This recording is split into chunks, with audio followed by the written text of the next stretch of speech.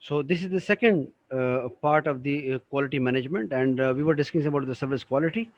We will continue from that session. Assessing service quality, as I exemplified the BRT for you. A widely used tool for the assessing service quality is ServQual, an instrument designed to obtain feedback on an organization's ability to provide quality service to the customer. It focuses on the five of the previously mentioned services dimensions that influences customer perception of the service quality, and those are tangibility, reliability, responsiveness, assurance, and empathy. The result of this service quality audit helps management identify service strengths and weaknesses. Of particular interest are any gaps or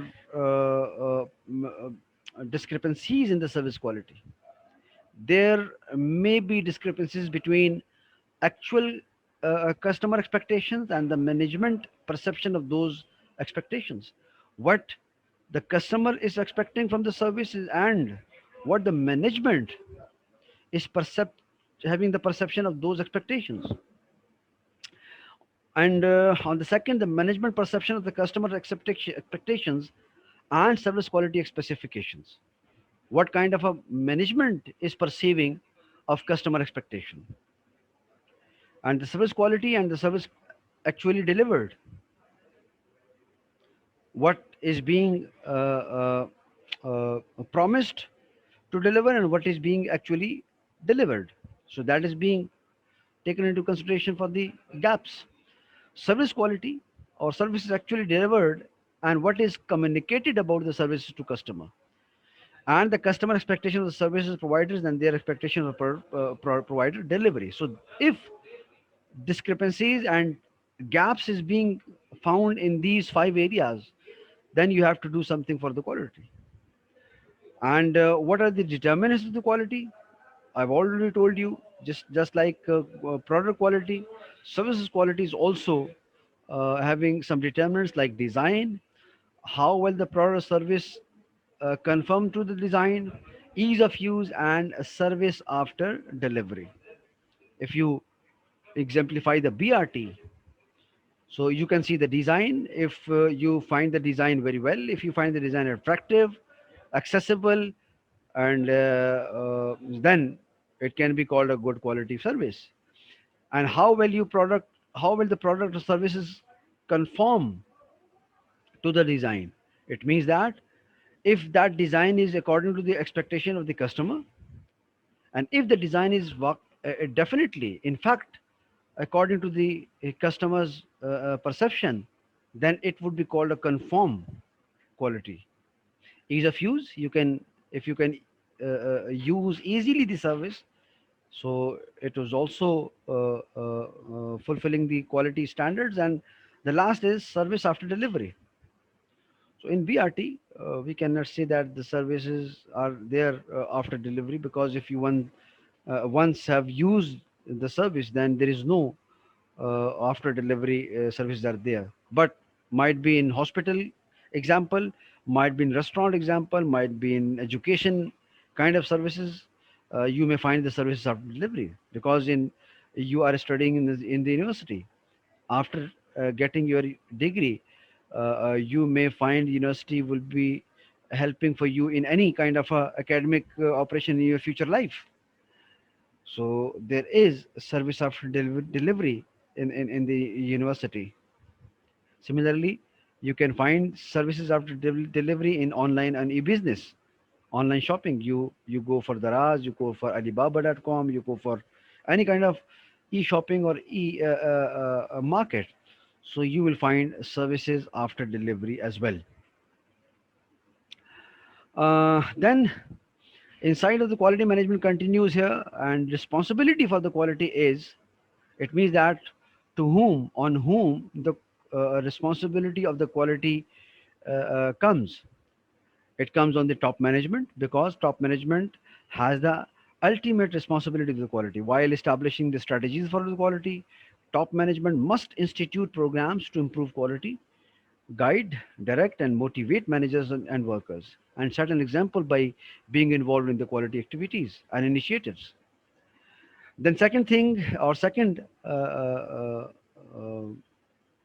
area where the responsibility lies of the quality, that is design. Quality product and services begin with the design. Definitely, this includes not only the feature of the product or service, but it also includes attention to the processes that will be required to produce the products and or the services that will be requiring to deliver the service to the customers. And after that, the next responsibility is is put on the procurement.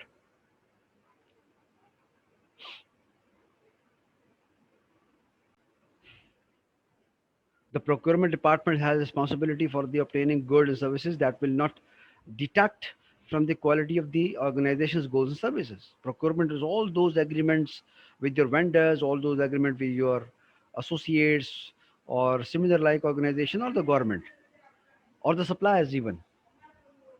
So if you are having good contracts with the good quality organizations, so you may have good materials, you may have good equipment, you may have good technology, and you can produce quality product. Then the production and operation processes. Production and operation has responsibility to ensure that the processes yield product and services that conform to design a specification, monitoring procedures, and finding the correcting root cause of the problem. That are important aspect of this responsibility. Then the quality assurance. Quality assurance is responsible for the gathering and analyzing data on the problem and working with the operations to solve problems. Then the packaging and shipping, the department that ensures that the good are not damaged in transit, that packages are clearly labeled as the instructions are included, that our parts are included, and that shipping occurs in timely manner. And obviously all of you may have come across with the practical example of this kind of problem, whereby different kind of e bazaars, you have purchased some kind of a material either from Daraz or Alibaba or some other export leftover. There are so many sites which gives you online shopping opportunity, but you find that there is a main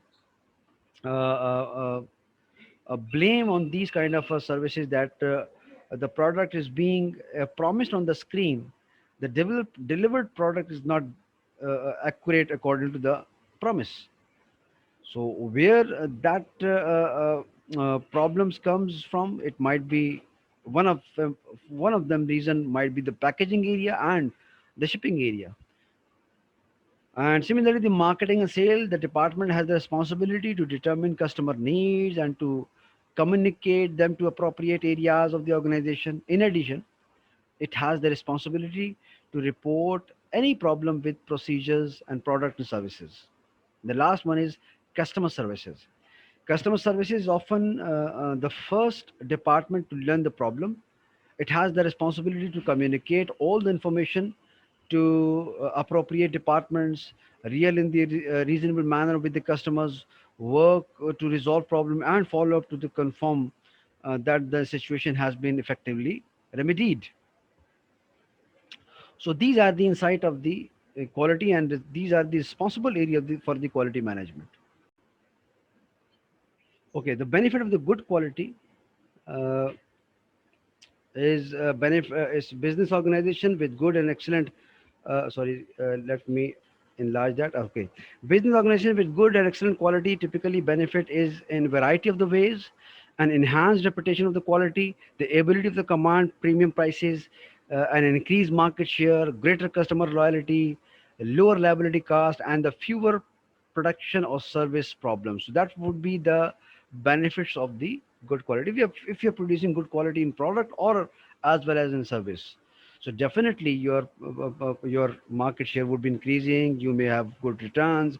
You may have good loyal customers. You may have good low cost and having a fewer service problem, which yields higher productivity, fewer complaints from customer, lower production cost, and high profits are also being ensured. Annual studies by the National Institute of Standard indicate that the winner of the Baldrige Quality Award, described later in the chapter, outperform the S&P 500 index by the significant amount. Anyway, the consequence of the poor quality is, if you're not delivering the good quality, if you're delivering the poor quality, then what you receive. It is important for the management to recognize the different ways in which the quality of a firm's product and services can affect the organization, and to take these into account seriously in developing and maintaining quality assurance problem. Some of the major areas that are affected by the poor quality are the loss of business, the high volume of the liability, because if you are repairing too much of your product, then the liability is too much high. You lose the productivity as well, because by having low quality of labor, low quality of machinery or material, the productivity definitely would be decreasing, and you are having high costs of the quality. uh, Next thing is to in the inside of the quality management is the cost of the quality. What is the quality cost? Any serious attempt to deal with the quality issues must take into account the cost associated with the quality. Definitely, those costs can be classified into three categories: appraisal, prevention, and failure.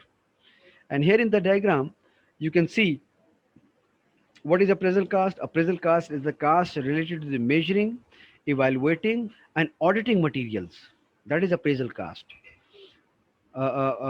Material, parts, product, and services to passes conformance with the quality standards. It means that on in the time of having resources, then the material, the parts you will be using, the product you will be using, and the services you will be delivering, that has to be seen keenly to figure out the defects and problems. Example can be taken as the inspection equipment, testing labs, inspectors, and interruption of the production to take examples, to take samples. So here are the appraisal cost, prevention cost. These are costs related to the reducing the potential for the quality problems.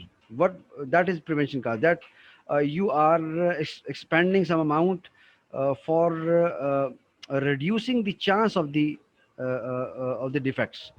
For that, reducing the chance of the defects, this kind of expenses called the prevention cost. The quality improvement program, training, monitor data, collection and analysis, and design costs are all are called prevention. Because if you are spending on these, if you're spending on the programs, training, monitoring, you are spending on the data collection, you are spending on the designing cost. So it means that these are expenses to prevent the suspected or expected defects. And two other costs are there: failure cost internally and failure cost externally. Costs related to defective products or service before they are delivered to the customer, that are called internal failure cost, before delivering to the customer, like rework cost, problem solving, material and product losses, scraps, and downtime.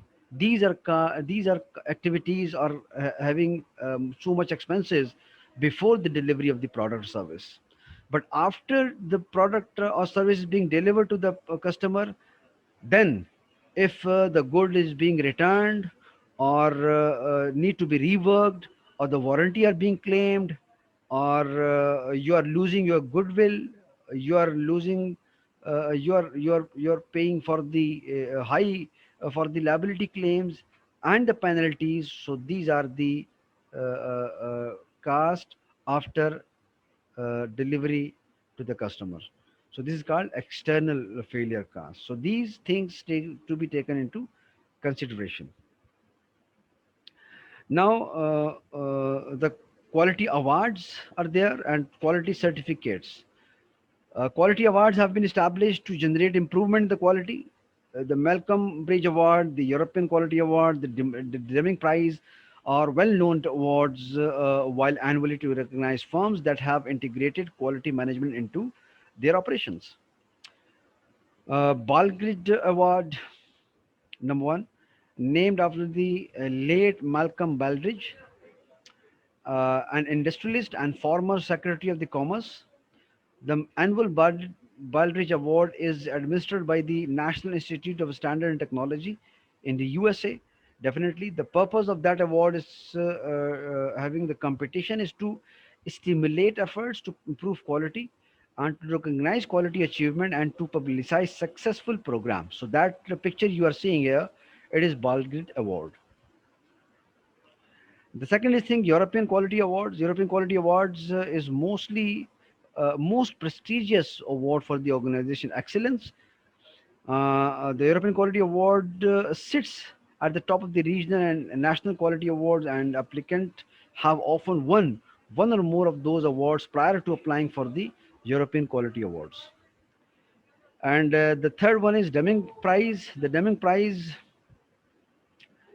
is obviously named in honor with the Edward Deming, where the 14 point of Deming you have already studied.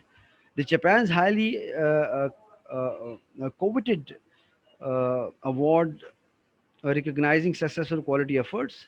It is given quality to any company that meets the award standards.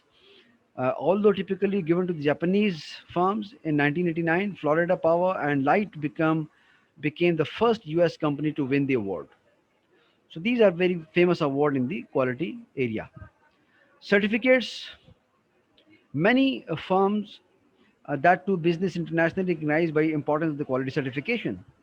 And there are three major certifications are that is ISO 9000, ISO 14000, and ISO 24700. The International Organization of Standardization (ISO) promotes worldwide standard for the improvement of the quality, productivity, and operating efficiently, effectively, and efficiency through the series of the standards and guidelines. So ISO 9000 is the set of the international standard on the quality management and quality assurance critical to international business. If you are you are having such kind of laws and procedures which are meeting the international standard of quality management, you can win the ISO 9000 certificate. An ISO 14000 certificate is a set of international standards for assessing the company's environmental performance. For if you are doing something for environmental performance, so you can win 14000 ISO 14000. And a set of the international standard that pertains to be the quality and the performance of the office equipment that contains the reused components. So you can win ISO 24700. So in ISO 9000, what are those quality standards?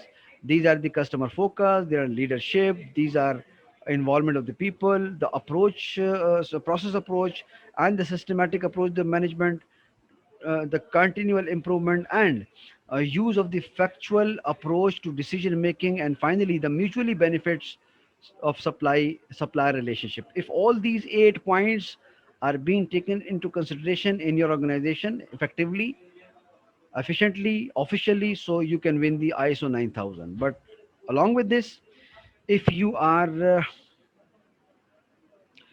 doing some management system to develop and integrate of the environmental responsibilities, you can go for the ISO 9000 as well. And if the operations and environmental system is meeting the requirements and standards, and you can measure, you can assess, and you can manage the emissions, effluents, and other waste streams, then you definitely can win the ISO 14000. Uh, next thing is the quality associated with the supply chain. Business leaders are increasingly recognizing the importance of the supply chains in achieving their quality goals. Achieving requirement requires measuring customer perception of quality, identifying problems areas, and correcting those problems.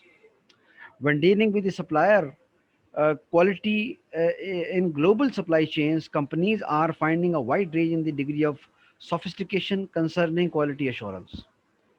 Increasingly, this emphasis in supply chain quality management is on reducing outsourcing risk as well as the product service variation and overheads. Risk comes from the use of the substandard material or work methods, which can lead to inferior product quality and potential product liability. A tighter control of the vendors and workers' training can reduce these risks. Supply chain quality management can benefit from collaborative relationship with suppliers and includes helping suppliers with quality assurance efforts are as well as for information sharing of the quality related matters. Ideally, improving supply chain quality can become part of the organization's continuous improvement efforts. And after this supply chain commitment, the total quality management is very much important area of the quality, and that would be explained in the third part of the quality management lecture. Thank you very much.